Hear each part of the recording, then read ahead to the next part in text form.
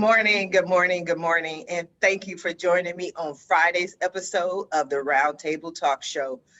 It's Friday, and you know what that means. I didn't tell our guests, but I always tell people you don't want to be on my Monday show or my Friday show. And why is that? Mondays, I've slept all weekend. I'm rested. Fridays, I've been doing this show. I've been talking. The world has gone mad. So I have absolutely no idea what I'm going to say. But I know it's going to be fun. I know it's going to be interesting because we always have fun on the Roundtable Talk Show. That's what we do. So I'm going to ask you to do what I always ask you to do every day, no matter what day it is, Monday through Friday. I make the same request for you to go out and be an evangelist for the Roundtable Talk Show, because we need your support. And not only do we need your support, but your friends, your network, they need your support. They need the information that we share every morning, weekdays at 8 a.m. Pacific. So if you haven't shared this information, what kind of friend are you? Share it with your network. Friends don't let friends miss out on the Roundtable Talk Show. Now, while you're sharing the show, I'm going to go ahead and introduce our first guest. We have a real life angel from heaven on the show. Yes, we do.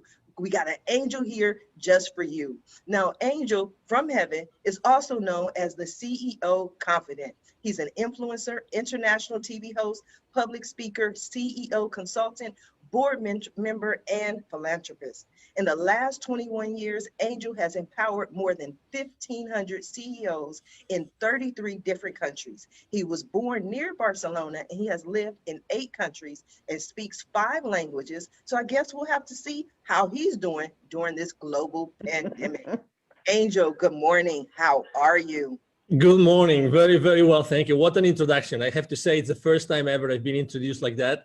So this Friday will definitely go to history. Thank you so much. I like making history. I like making history. It's fun. You're already making history. And thank you obviously to all the audience watching us. Absolutely. I love your background. I love your background. Now, you're a world traveler. You're all over this place. How has it been for you over the last year? Because I'm pretty sure your travel has been, maybe slightly altered. Well, totally altered, totally altered, and not because of the restrictions. Well, it's mostly because you have to stay in places like for 1 week or 2 weeks to quarantine and these kind of things. But thank God. We have remote working tools that we can use. But last year, as answering to your question, last year has been a year of awakening. That's definitely. So if you had asked me the question you're going to ask me today, 12 months ago, I guarantee you I would have answered differently. So that's the best thing I can say right now. So what have you been up to? You have all these accolades. You're doing the most. You're saving the world. You're helping the people. What does a typical day look like for you? Thank you. A typical day, well, if I'm on vacation, it's different. But when I am working here in Dallas, Texas, basically, I take my kids to school. I have 3 kids. 2 of them still go to school. And after that, I just start my normal day. I have an intention experiment I've been doing for the last 3 years. For half an hour, I meditate with 8 other people from different places in North America. And after that, my day starts with, basically. Well, I didn't mean to interrupt, but I want to talk about that, because that was unique. Most people, and I just ask random questions just because I'm curious, because you have so much going on, and people always tell me like Sharifa, you're busy, you never have time. So I'm like, what does a typical day look like for someone like you? But intention experiment, I don't want to gloss over that, because I've heard about, morning prayer calls and meditation, but intentions and experiments don't typically go together. Please clarify. Thank you. So basically, a few years ago, I went to a conference of a gentleman. He's of a doctor called Dr. Joe Dispenza. At that event, I got to know, before going to that event, I had read a book about Lynn McTaggart, because Lynn McTaggart interviewed Dr. Joe Dispenza. Lynn McTaggart, she lives in the UK, and what she does is she conducts worldwide intention experiments. Actually, you can go Lynn McTaggart, you can Google her, and she has a great book about that. So basically, intention experiment means that every single morning a group, we are 9, but a group of 8 or more people can meet up, and basically they decide, okay, so today we are going to intend for something specific that we want to happen. And we do that for a week. So every single week we intend for something that has been proposed by one of the members. So every week, again, we've been already 3 years, every week we've been intending for one different thing that has been asked for one of the different 9 members of the team. And we're right now, actually, after so long, we are right now working on a book. We are writing a book called 10-Minute Miracles, because we've seen so many miracles happen. We've seen people healing. We've seen things changing in our lives. So it's been incredible. Obviously, in 3 years, I mean, 52 times 3, right? Means a lot of experiments, right? A lot of intention, weekly experiments. So that's what we do every single morning. We meet, we start talking, and then for 10 minutes, we put them nice music to intend, and all of us, following a specific technique, we intend for something to happen. So that's amazing. I'm trying to figure out how I can get in on this call, because I need some 10-minute miracles or some 5-minute miracles. I like quick, fast. But for yourself personally, there had to be a reason why you stayed for 3 years. Was there something personal that you can share where you're like, I set this intention, it happened, you have to do this? Well, there have been so many things happening. First of all, when 8 or 9 people get together every single morning, we establish a bonding that it's a bond that it's very difficult to break. We feel things. We literally physically feel things. And after those 10 minutes, we actually share what we have experienced, what we have seen. And we've seen incredible things. I mean, from a physical point of view, I mean, I'm sure that both Christian and Yo-Yo, they have experienced similar things, because they're both extremely, deep people, right? Deep human beings. But when you establish that, when you create that bonding and that environment, really magical things start happening, and you live physically things. So I can tell you, foreclosures that were out of the blue, like canceled the last minute, that has happened twice. I can share with you people healing from back pain, like lifelong back pain. I can tell you about people being operated, having surgeries, that they recover much faster because we were intending for them. I can tell you people feeling the intention. So people even not knowing that we were intending for them, and they were going through some sort of issues in their lives, they got those things sorted out. So that's why we're writing a book. There's so many things that have happened that there's one chapter for each of us right now in the book. Again, it's going to be called the 10-Minute Miracles. I love it. I love it. No, I'm so intrigued. I think I can talk to you for all day and pick your brain, so much in there. But Angel, I'm going to come back to you. I want to go ahead and introduce our next guest so we can start this conversation, because it's getting good. Miss Yamitra Waddell. Yamitra is the only live past crazy specialist. She works strategically with individuals to identify, analyze, and release chaos and crazy in their lives by providing a safe space to begin their journey and guide them to the source of their own power. Yamitra is an Amazon international best-selling author of Fearless Women, Born to Give Thanks, and Transition to Freedom, and 7 other amazing books. She has received Author of the Year award for 2 consecutive years and has had the opportunity to share the screen with the late actor Tommy Ford in the movie The Last Time. She is the founder of Be Fearless Inc., Waddell Consulting Services, and Bear Your Hair. Good morning, Yamitra. How are you? Good morning. Y'all make me sound good. I like these introduction things. Everyone good at this. said that. I don't know why. And I'm like, hey, I just read what you send me. I got to be careful, though, because so much better when you say it. Somebody's going to send me some bio and I'm just going to read it. It's like, I'm the king of America. I'm like, I don't know. Would you send it to me? I'll read it. Tommy Ford. Oh my God. That was a loss. I love, I grew up. We all grew up, I think, for the most part, watching Tommy. Yes, what a great loss. Good morning. How you doing today? I am doing peachy today. It's a great day. So I'm happy to be here. I'm excited And I would just like to tell Angel, I am a Joe Dispenza fan. Yes. I have the majority of his books, and I think he's just an awesome human being. I love him. Yeah, Yes. he is. Yes. Yeah, he's good. Yamitra, talk to us about Be Fearless. Where did Be Fearless come from? It most likely came from some sort of fear that you stepped over. Yes, it is.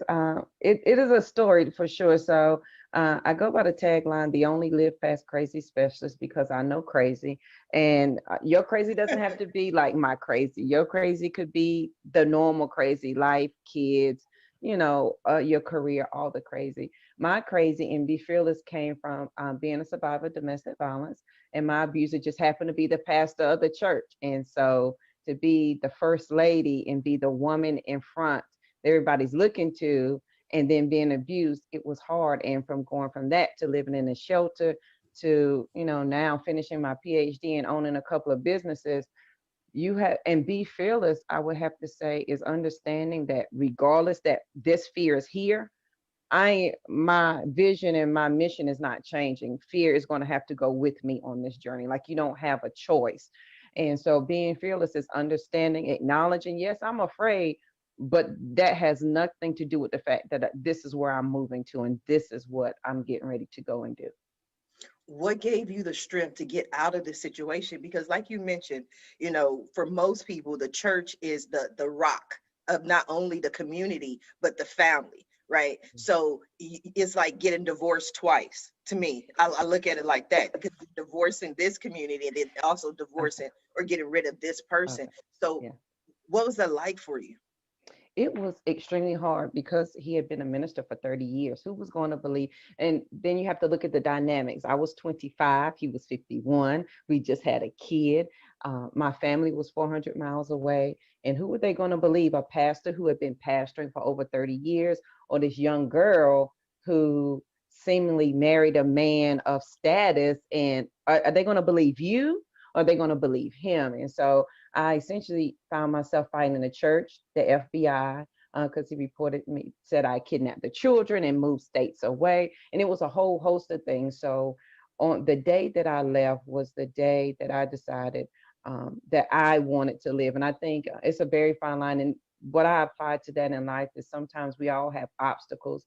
And I break it down really simple. But did you die though? Like, you have to make a decision. But are you going to die when you make that decision? If the answer is no, then you have every right and every tool that you need to make that decision. And that's what I did. Like, I knew it was going to be hard. Who wants to live in a shelter and pick up pennies off the street with 2 kids?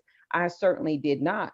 But I knew that I the way I think, and this is where Joe comes in, that's why I love him so, that my current reality is just not, I don't agree with it. So I don't have to admit to it and I don't have to be subject to it. So if I can think a different thought, then that's what I'm going to do.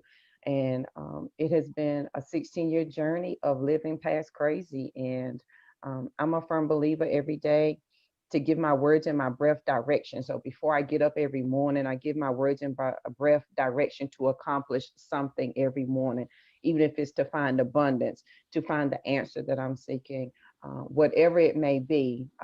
That's what I set out to do, because I believe your words are absolutely powerful, period. Wow, your story, your life is powerful. That's why I love doing this show. I really do. I love it. I love it. I love it. It's a personal passion of mine. Yeah. That's why I get up every morning and do it, because it takes away excuses for people. Yeah. When people come to me and they say, "Well, Sharifa, I can't because," or I'm too this or I'm too that, or this person is stopping me. I'm like, you're going to watch January 8th episode of the Roundtable Talk Show. You're going to listen to those guests. And then, because if they can do it, there's no reason why you can't as well. And so much of what you're saying resonates with me in my life and my crazy, I guess.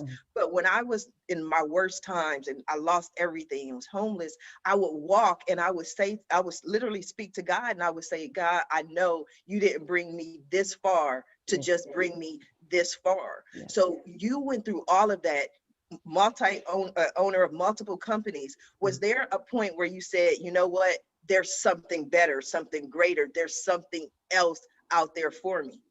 Yeah, oh, absolutely. I'm a fan of quotes and affirmations, and I'm a nerd. And one of the things that I could not do when I was married was go to the library. And the first day that I left, I went to the library and I was like the little kid. I faced the wall, and I love to smell books. I know that's strange, but I love the way books smell. And I smelled books, and I had a stack of books in my lap. And the first book I opened, I couldn't tell you the name of it, but the quote that I opened up to was by John Wooten, and I'm also a basketball fan, and it says, "Don't let what you cannot do interfere with what you can do." Because I was like, JoJo, what is it that you can do? Because I couldn't find an attorney that would help me. Nobody wanted to help me because everything was so crazy. And that quote came into play because it says, if you focus on what you can do, what you cannot do will take care of itself. And I was like, well, JoJo, you already had 2 undergraduate degrees, so that must mean you're not stupid. And so I learned the laws of North Carolina for representing myself, and I went to court and represented myself, won the case, and I live by that quote. Don't let what you cannot do interfere with what you can do, because what you can do is a lot more than what you cannot do. That is just what you choose to focus on. So I live by that quote, and then 2 more. Never close your mind to an idea simply because it's miraculous, because the idea came to you for a reason, and you are absolutely qualified to be exceptional. You're just nervous in front of your current community. We're just nervous because I want to be the first millionaire in my family, and who in my family is saying that? But it doesn't negate the fact that I'm absolutely qualified to do that. And so when we focus on those things and eliminate the negative, it becomes an amazing journey.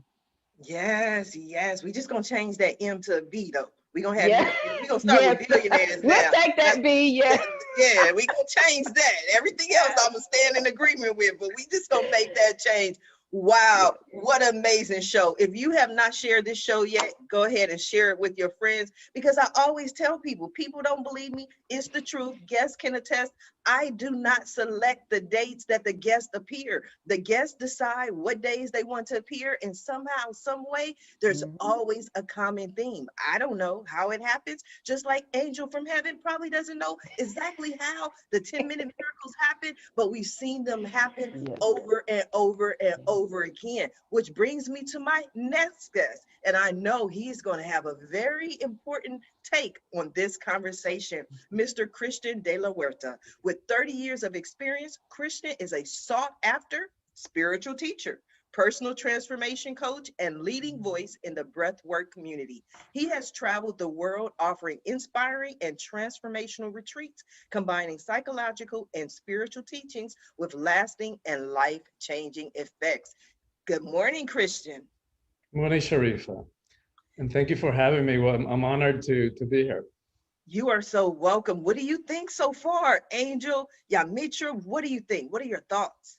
Well, I'm touched and inspired, like putting myself in the place of your audience of entrepreneurs. It's like, what powerful messages for entrepreneurs, messages of vision, of overcoming challenges, of persistence, of resilience. And I know, from like your own story of having been laid off 8 times, and yet You did your not homework. allowing any of that to hold you back. And here you are, going from state senate in California. It's like, wow, that's powerful and inspiring. And I love Angel's vision of, which he hasn't really talked about, but working with kids and his vision for empowering kids. And Yamitra his story is so touching. And the powerful message that if she can overcome that, is like we can overcome anything. And also her message of empowerment for all of us.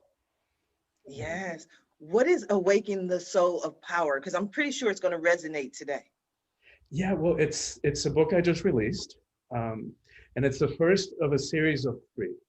And the title of the series is called Calling All Heroes.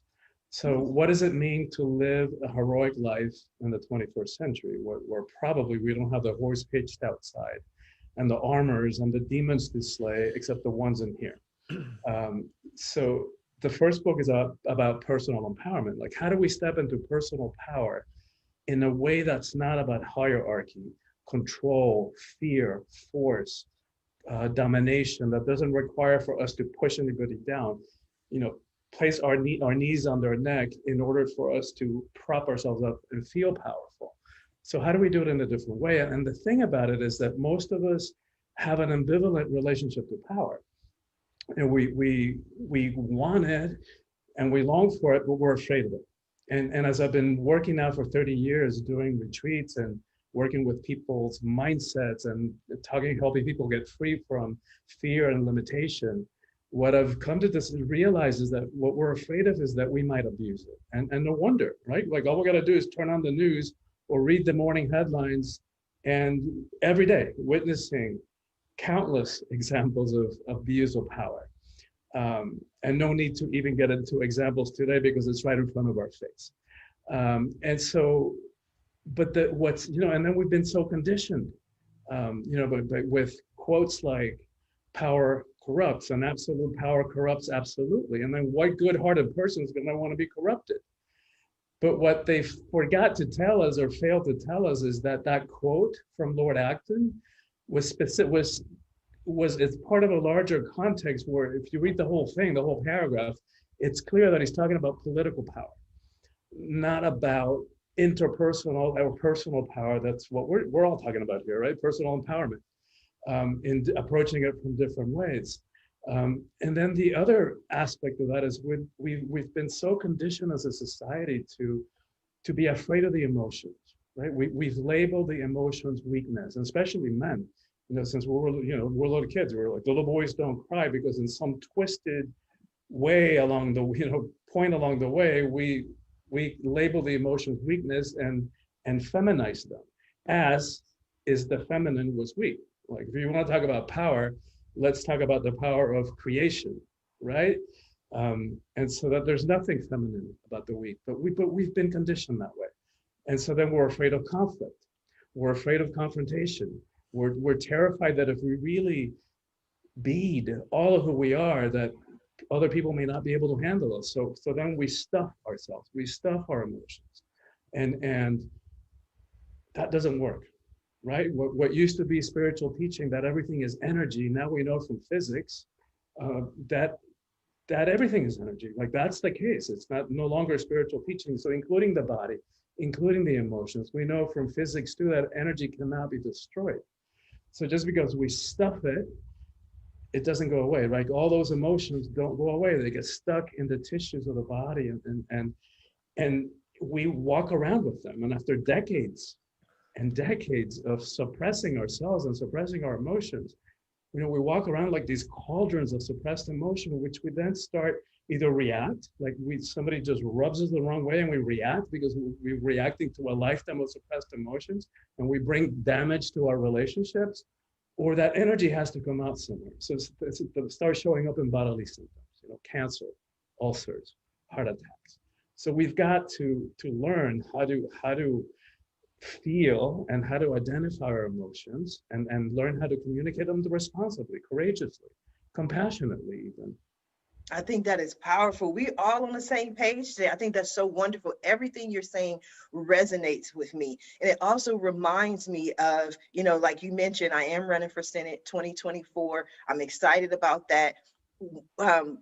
In 2018, I went through this journey, right? For some reason, I started meeting all of these psychics and channels and mystical woo-woo people, and everybody, I would have all these different sessions, and one person after another said the same thing. They would say, Sharifa, you're not standing in your power. And I'm like, okay, thank you. I don't know what that means, but thank you. And then I go to the next person and they say, Sharifa, you're not standing in your power. And I say, okay, thank you. I don't know what that means, but okay, 2021, I know exactly what that means. Yeah. And it wasn't a fear of mine that I wasn't able to, or I was afraid of, but I think I had more of that. Why would I run for city council? Why would I run for Senate? There are, trillions and billions of people on the earth. Why me? And then I had to get to that point of why not me? This is something you're passionate about. Why not you? So I don't think it was the fear for me, but it was just understanding that I do have a voice. And what I've done, just having all the guests for the last year on the Roundtable Talk Show, that took a lot of power to provide a platform for some of the greatest people in the world. But I didn't understand that it was power in doing that. Does that make sense, Christian? It makes total sense. And thank you for doing that. Thank you for saying yes to your own call, to step into your power and to do heroic work, right? What all of us are doing is heroic. The way that JoJo got herself free with two little kids to support, that's nothing short of heroic. And so I love this conversation. And another way that we see commonality in all of us is this desire to make a difference in the world. Right? So and it's that desire to make a difference in the world, that conviction, that allows us to use JoJo's framework to not allow fear to hold us back. Right? So that desire to make a difference, our sense of service, our sense of conviction is greater than that fear that no longer holds us back. And that's, I love that word fearlessness, because we're confused about what that means. And like JoJo, embodies and teaches, it doesn't mean that we no longer feel fear. It just means that we no longer allow fear to hold us back. Yes. You made an interesting point though, Christian. I want to ask JoJo, because in everything I've done, being laid off 8 times, losing everything, even this entrepreneurial journey that I've been on since 1994, people always ask, why did you do it? And I'm like, because my kids said, Mom, we're hungry. There wasn't this deep rooted, I want to save the world. My kids were like, Mom, dinner needs to be served somehow, some way. So JoJo, when Christian looks at you and he's like, you know what, just getting these 2 kids out of this situation, that's powerful. And I agree wholeheartedly, there's power in that. But at that moment, were you thinking about the power, or you just like, I got to get out of here? Oh my God. I was thinking, and I'll just give y'all a quick backdrop. The day I left, my abuser had taken advantage of me in front of our 3-month-old, who was a preemie, who had just got out of the hospital. And so she was only 60 days old, and she only weighed 4 pounds. And so he had taken advantage of me in front of her. And I tried to kill myself that morning. And then the next morning, that night, he tried to have me committed to a mental hospital. And I was like, this can't be my life. Like, is this going to be my life statement? And then that morning, July 26th at 7:30 in the morning, I stood at that front door and I cried for 35 minutes, because I knew when I opened up that door, it was going to say door open. And he might have been a heavy man, but he was a quick man. I was like, either I'm going to die trying to leave here, I'm not going to willingly let you kill me. And that's exactly what happened. Mind you, my family was 400 miles away. I didn't know a soul. I had no money. I drove a car. The front wheel fell off if you went over 45. There was no tag, no registration, and no insurance on the car. So when I left, it was the last thing it was my last ditch effort to say, if you're going to live, today is the day. Well, you better put all the living you got in this moment right now. Come hell or high water. That's all you got. And that is what allowed me to walk out that door. Now, has it been easy? No. The lights off, power off, gas off. I'm eating once a day, asking my coworkers, "You want to finish your lunch so I can eat?" So whatever's at the house, the kids can eat. But it's in that moment that you have to decide: do you want to live or die? And I think that sometimes this was my crutch. But it's so hard. It's hard to make a decision. I don't know. It's not hard. Making the decision is the easy part. What's hard is dealing with the ramifications that come with the decision. And so for me, 2 things. Is this going to be my life statement? Are these going to be the last words that everybody's going to know JoJo for? And are you going to put all your living into this moment? And if that's what you're going to do, then sister, you better get moving. Absolutely.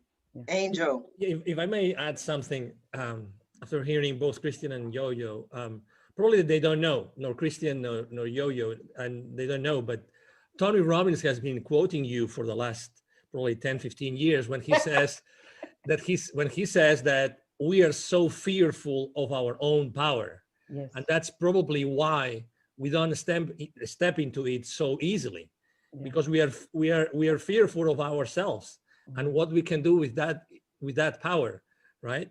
So I was having chills as I was listening to both of your stories. It's definitely magic what you have, what you are building here today, Sharifa. Thank It is. you. And Thank I you. would say, and Angel, you saying that reminded me, I have a journal. I host the Fearless Morning Show weekdays on Facebook at 7:15. And so we talked about this a couple of weeks ago. In my journal entry from April of last year, I wrote a note to myself, and it was like, JoJo, why are you so comfortable in the darkness? And my answer to myself was because I was so afraid of my light. I was afraid of the brightness of my light. And I think we all can agree that at some point we found a journey that spoke to who we truly are. And it began in our mindset because our mind is our superpower. And it was there that everything that we decided to embrace the light instead of the dark. Yes. Angel, have you had a moment when you felt like you were not standing in your full power or you were afraid of your power? Well, so many times. If I had to choose one, probably it would be when I left corporate America. Mhm. That was 5 years ago. And, although I had been, I mean, it's funny because when you read my bio, it sounds so wow, right?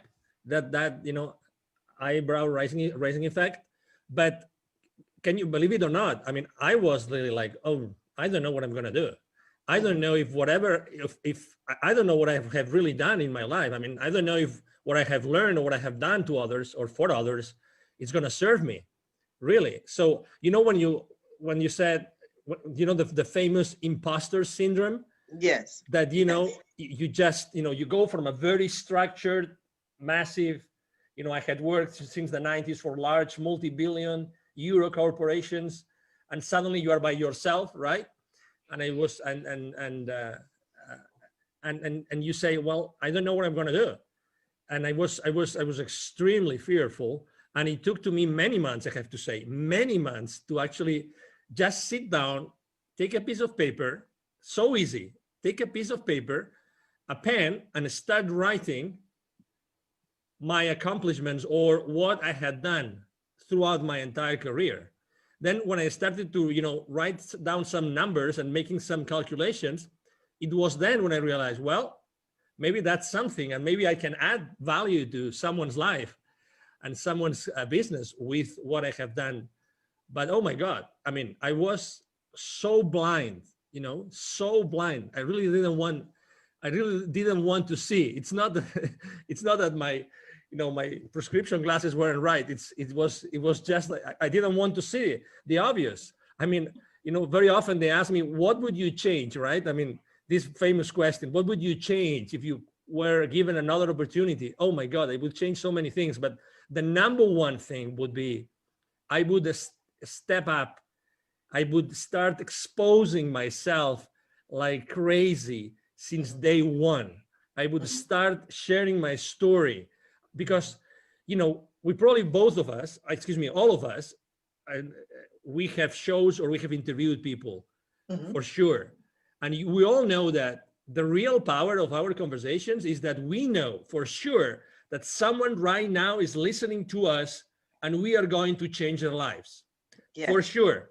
That's happening right now. I mean, not for me, but for you, but this is happening. That's why we do what we do. With our questions, we're trying just to open up ourselves so that others, are able to listen to those messages. So had I started to share my humble messages from the very beginning, I would have started impacting others' lives immediately. We just have to open our lives, open our mouths. And let me tell you a little bit of an anecdote. So it took to me almost a year to open myself and to do my first ever Facebook Live. And it was by myself. And I thought I have to make like an announcement to the world, right? Okay. So I went there, I explained, probably I didn't have all those numbers yet, but I went there, explained why I was doing what I was doing. And then I remember, as if it was now, when I clicked like stop broadcasting on Facebook, I started crying like a baby. It was, the pressure I put myself, like just to go raw into the world, saying who I was and what I was doing and what I was standing up for. Oh my God. But I will never forget that moment. But I said to myself, oh my God, I wish I had done this more you know, and so That's powerful. That is so powerful. And the fact that you even share that moment, I'm pretty sure that many people who tune in to watch you had no idea. I mean, when we do our shows, like you mentioned, all of us in some form or fashion have a show or have an audience, everybody thinks it's so easy, you know, but it's not easy to be vulnerable. It takes a lot to be vulnerable and to talk and to share your message. yeah, absolutely. And probably, you know, right now, I mean, I don't care that much because, you know, whatever happens, happens. And that's one point that I wanted to make, maybe changing gears a little bit, which I think is killing us as a civilization, Mhm. which is that thing of fitting in. Yes. We are raised to fit in. We have to follow certain patterns. And, you know, regardless, you know, I try not to talk about religion and politics and everything, but regardless of where you are today, regardless of what our avenues are, regardless of where we for, and anybody in our audience right now stand, you know, we really want to help each other. We genuinely are good and want to do good. But, you know, we are taught, unfortunately, I mean, I still have 2 kids in school age, right? They are taught to be fitting in. How much of their power, Christian, you know, how much of their power we are limiting, we are, you know, undercutting, we are, you know, taking out of the lives of these kids forever, like forever. We really don't have to fit in. It's funny how just before Christmas, on a podcast interview, someone asked me a piece of advice. I said, I'm not very religious. I stopped going to church a long time ago, but I come from a very Catholic country, which is Spain. You know, but guess what? I think these Christmas are so special because Jesus Christ, remember Christmas, Jesus Christ, you know, because people maybe don't even remember that. He didn't want to fit in. He didn't want to fit in. He wanted, you know, he wanted to understand things. He understood what everybody around him was doing, and he was a disruptor. Why are we not taught to be disruptors? Why not? Why are we not taught to be disrupting all the time, to be working from that place of power? And I guarantee you, that doesn't mean, you know, that we're going to be stepping onto someone else's toes. No, you know, then that's the big misunderstanding. We are raised to be competitive and to, you know, to be fighting against the others. It's not true. Yes, Christian, true. that was a question for you. Why, Christian? Why are we made to fit in? You know, it's that because humans are, you know, social animals. And because we haven't been taught, like our parents weren't taught, their parents before them weren't taught how to help boost the kids, you know, self-esteem and sense of who we are.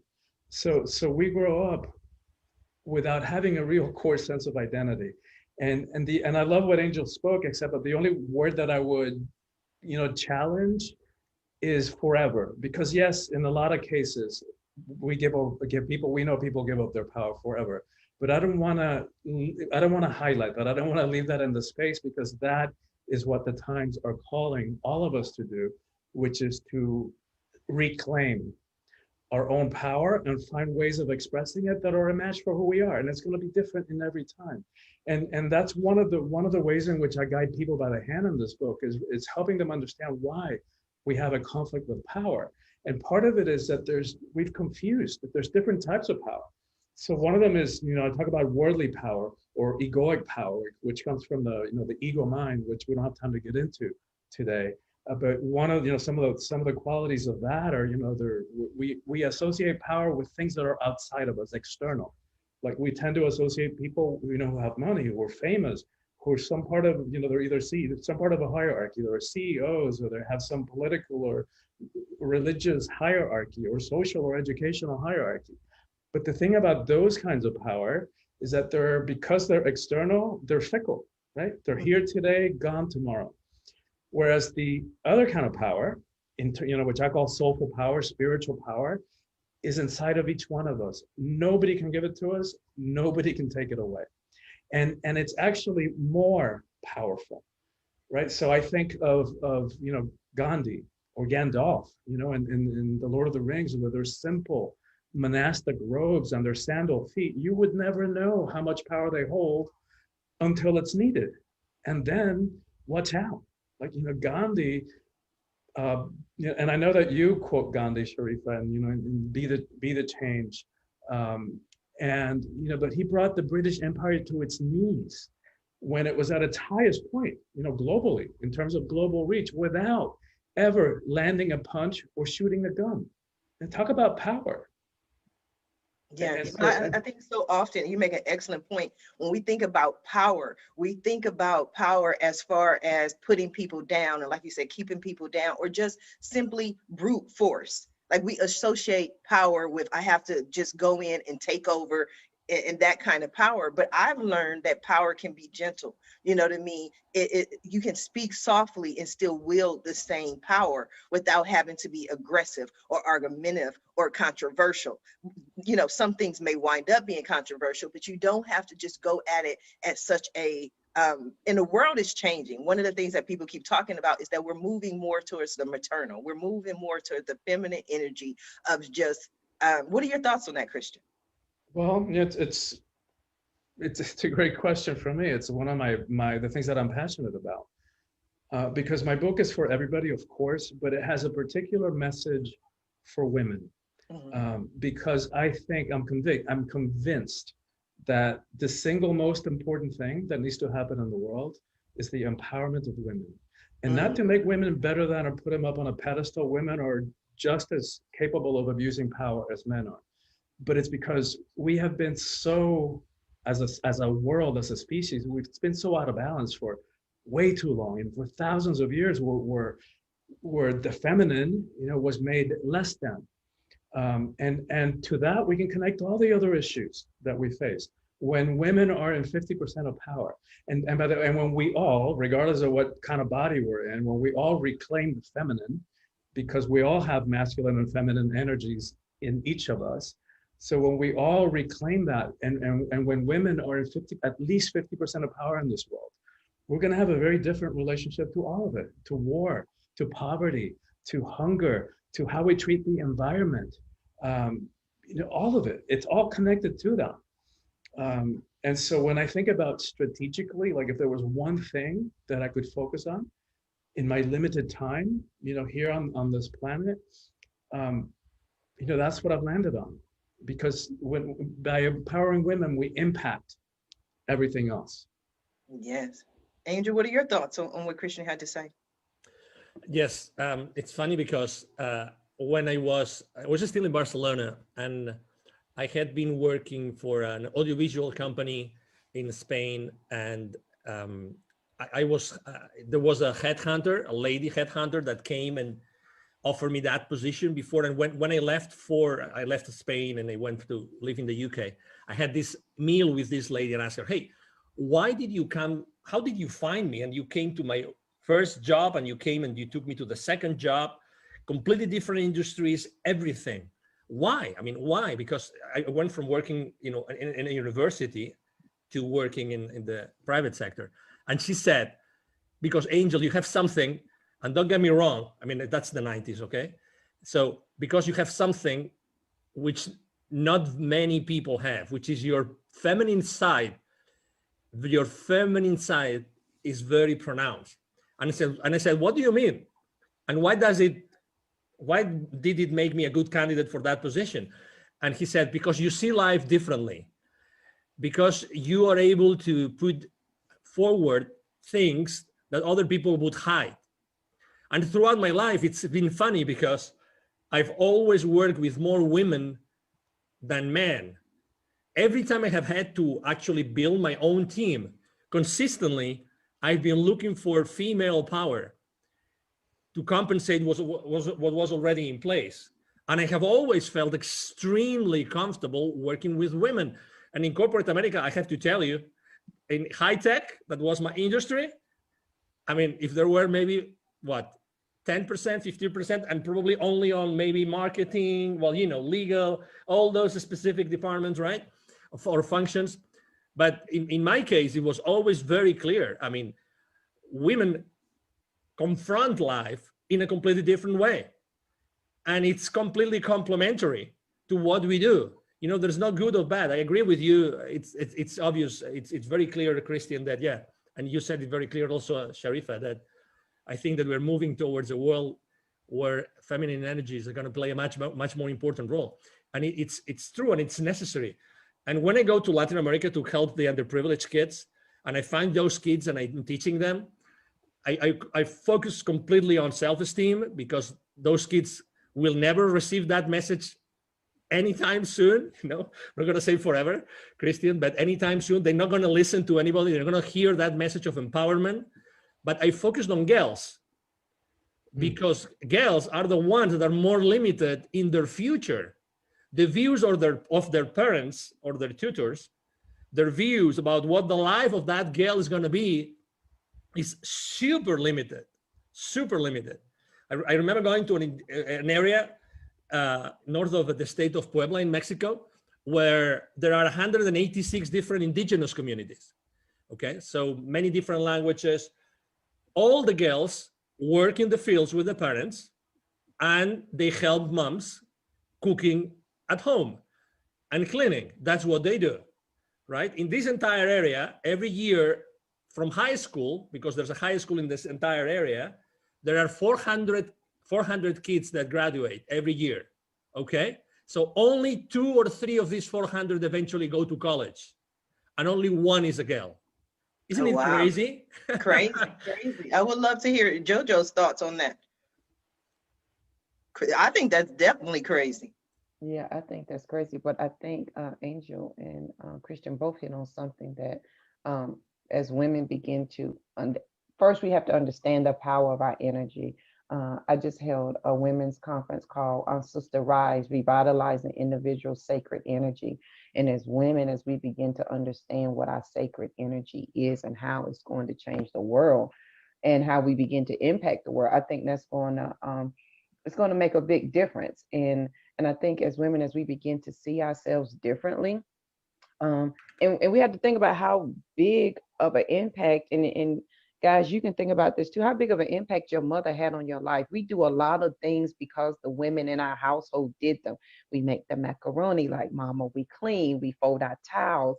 And every day we are creating a legacy for our children to follow in our footsteps. As women, you know, we look to daddies, because I was a daddy's girl too, but I looked to my daddy for business sense, but I looked to my mother to set up my traditions on how I was going to raise my children. And that's an excellent point, because I laugh with my son all the time. My son will be 24 in April, you know, and whenever he does something and it's not correct, I'd be like, gotta do it right. Because people will say, your mama didn't raise you right. You know what I mean? Or they'll say, who raised you? I'm like, so this is not about you. This is about me, right? It's about me, because your name is all you have. And that, you know, in this book called The Awakened Woman, it says, if we forget if we forget who we are as women, then all who lean on us and look to us for guidance will be lost. So generations from now, great-great-grandma JoJo, I could have lost everybody because I did not step into my power as a woman, and then understand that I have masculine, I have female, and I can manage them and hold them equally. But I absolutely, this is my wheel. I love this kind of stuff. So I'm over here dancing with my feet because I'm having a good time. You know, it comes to you know, it's attributed to Betty White, which she's, you know, her incredible, unique sense of humor. She said, you know, we're talking about courage, and she goes, and I'm not going to do it justice, but she goes, you're talking about having balls. It's like, those things are weak. You just thump them and they bend over and they collapse in pain. You want to talk about courage? Let's talk about vaginas. Those things take a pounding. Yes. It's all in how you look at it. It's all in the perception. I love Betty White. I love laughter. I mean, that's the beautiful thing. Anytime I do stand-up comedy shows, it's always my brand, Laughter Heals. We need more laughter in the world. We need more people to remember who they are and stand in their own power. And it may not necessarily be easy, but I definitely think that it's necessary. JoJo, I want to go back to something that you said earlier in the show, when you were making, when you after you left the shelters, at what point, because I think this is very important for the audience, at what point did you really decide to stand in your power as far as being a business owner and be an example and start your conferences? What made you say, if not me, then who? Because I knew it was something I needed.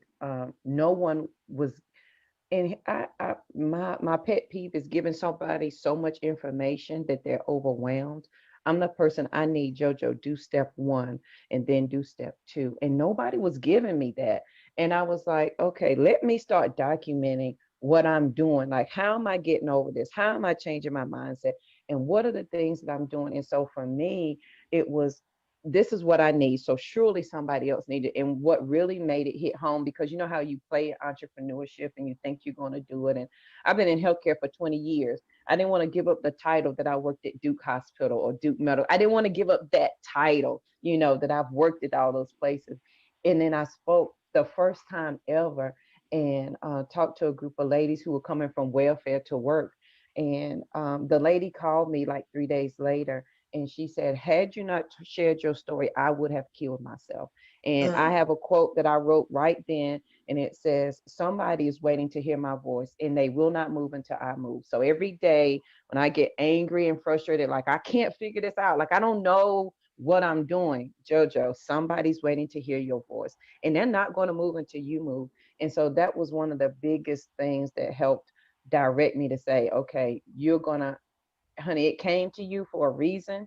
You survived and you lived for a reason. And now you must do something with it.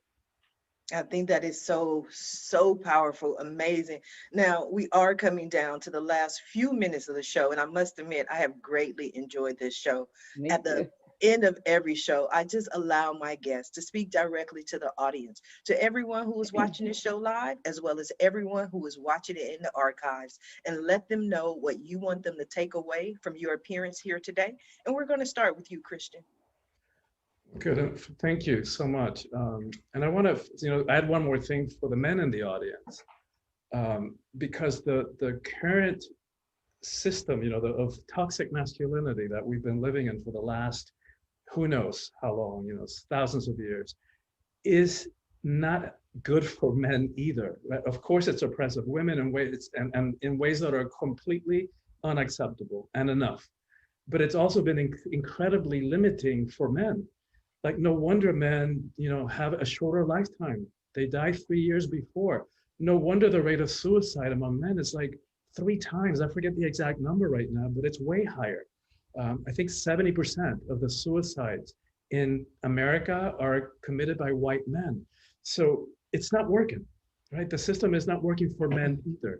And it's time that we all figure out a way to reconnect with who we are, to reclaim our own sense of self, our own sense of power. As far as I'm concerned, we're living in the most critical times in the evolution of humanity. Make it or break it time, right? And so whenever one of us feels that call, like all 4 of us here have to be more, to say yes in spite of the fear, and to step into roles that we don't even know how it's going to work out, that the universe has a vested interest in each of us doing that. Because as we do that, and when we do that, the ripple effects will be felt. And like everybody here was talking about, like Angel was talking about, making a difference. That's how we all get out of this collective hole that we have dug ourselves into. Yeah. That was powerful. And that was actually a very interesting statistic. I had no idea that 70% of suicides are white males. I did know I found this interesting fact out, is that more women than men attempt suicide, but more men than women commit suicide. Is because men do suicide in deadlier ways. Women tend to take a bottle of pills and wake up in the hospital, but they live to see another day. Whereas men, they're done, they're final, they get the shotgun, and it's over. So very interesting. We have to heal the world so no one is in that position where they even contemplate or even think about suicide. And we're all here to help them. Thank you for that, Christian. Angel, what do you have for us? Thank you. One of my favorite sayings is taking perfect action now. And I do that because most of what I do is I help both, you know, corporate executives and entrepreneurs to accelerate the growth of their businesses through expansion and exposure using different techniques. And every single time, I'm very involved here in the Dallas area with the different business accelerators, business incubators, etc. And every single time I'm helping someone reinvent themselves, pivot in their businesses, I always have this same conversation. You all have an immense power inside to create wealth for the rest of the world. All of you. Tony Robbins says something which is extremely smart, which is, you know, your wealth is totally dependent and proportionate to the amount of people that you are able to serve.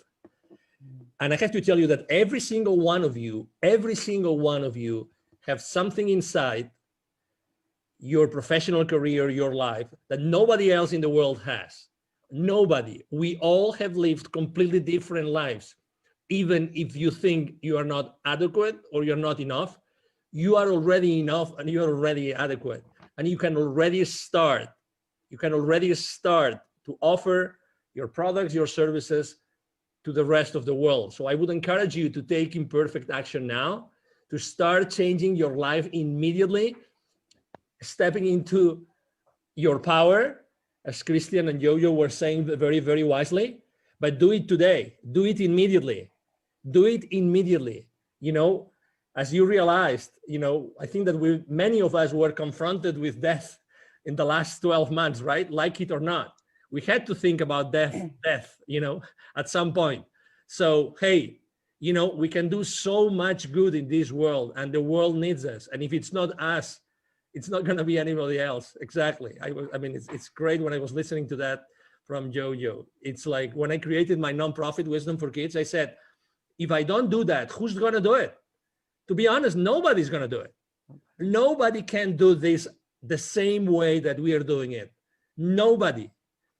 So I love your passion, Angel. You are passionate. I love it. I love passionate people. Totally. You are so passionate. Totally. So that's my 5 cents, Sharifa.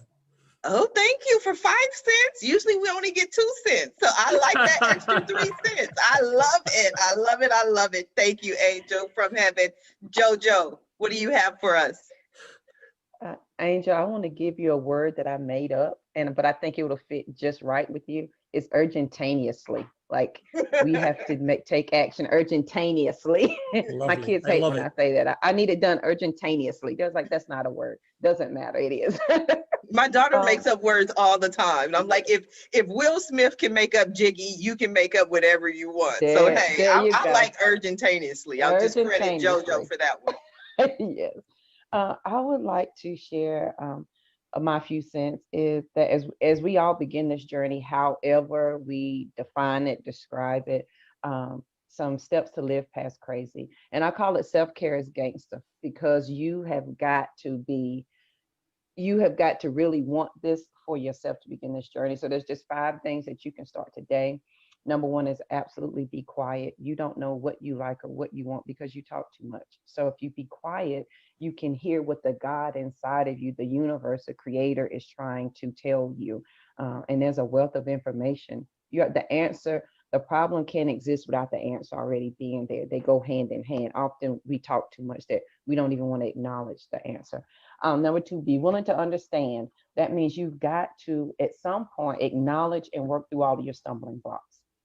Ain't no way around that. Like, you've got to be willing to do that. Number 3 is allow space for yourself. Allow space for healing and grace. I learned that on this journey as I was growing, I had to make room inside of myself for JoJo to be great and not be small. And Grant Cardone says you do more damage by living small than you do by living great. And so you got to make space inside. And then when you do that, give yourself some grace and peace. Forgive yourself.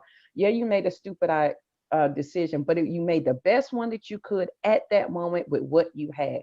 Give yourself some grace and peace, sister, and move on. And then respect the power that's in you. And you do that with wisdom and peace. Respect that you are a superpower, and every day you have the option to pick your superpower up or lay it down. And I would tell you that, and people say, JoJo, I'm not like you. Like, I'm not powerful, honey. JoJo ain't either, but please let me tell you something. You are so powerful that you convince the God in you that you're not good enough to do anything. That's how powerful you are. You override the innate universe inside of you that says you're a creator to say that you're not. So you can't tell me you're not powerful. You do it all day, every day. It's just what you choose to do with it. So respect the power that's in you. And number 5 is release the need to be less than, those old habits and thoughts. At least I'm not as bad as, at least I didn't do that. Release those words because they hold you exactly where you want to be. And it's not until we're willing to take responsibility for where we want to go that we're able to leave where we are right now. So as you begin this journey, I welcome you on your journey, because you couldn't have came any other day other than today, because you couldn't have understood it. You couldn't have received it. It would have never made sense. You would have said, JoJo's crazy for real. And I would take that title because I'm the only Live Past Crazy specialist. I'll handle that title. So as you begin your journey, I welcome you. It's going to be amazing, and have fun with the ride. Absolutely. I have truly enjoyed today's show. It has been an amazing show, amazing week. I want to thank my guests for joining me here today on the Roundtable Talk Show. And I especially want to thank everyone who tuned in to watch the show live, as well as everyone who is watching it in the archives. Just because you didn't catch the live show does not mean you're not important. You are very important. We still need your support. We still need you to watch the show, share the show, but please don't just watch the show. Please don't just share the show. Support our guests. Visit their websites. Pick up a copy of their book. They came here this morning to share their message just for you. So support them. Their information, their websites are in the Facebook post. And if you're interested in more ways that I can help your business, or maybe you want to be a guest on the Roundtable Talk Show, please visit my website at asharifa.com. Until Monday morning at 8 a.m. Pacific, everyone have a safe and a blessed weekend. Bye now.